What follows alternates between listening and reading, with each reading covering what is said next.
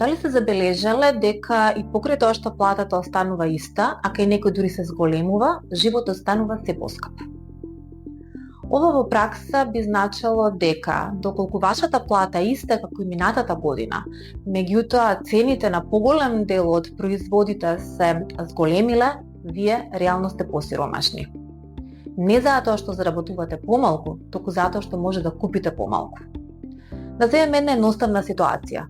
Доколку платата е зголемена за 10%, меѓутоа за исто толку проценти се зголемиле и поголем дел од цените на производите во маркетите, на услугите, на сметките, вие сте реално на истото место, иако номинално заработувате повеќе. А доколку пак цените се зголемат за поголем процент од вашата плата, вие реално сиромашувате и покрај тоа што номинално заработувате повеќе.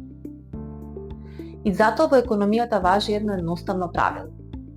Доколку цените се зголемат за X проценти, за исто толку проценти треба да се зголеми и вашата плата, за да реално не осиромашите.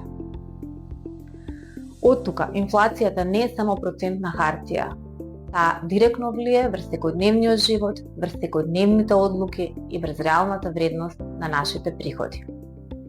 Во следното видео ќе објаснам зошто воопшто се случува инфлацијата.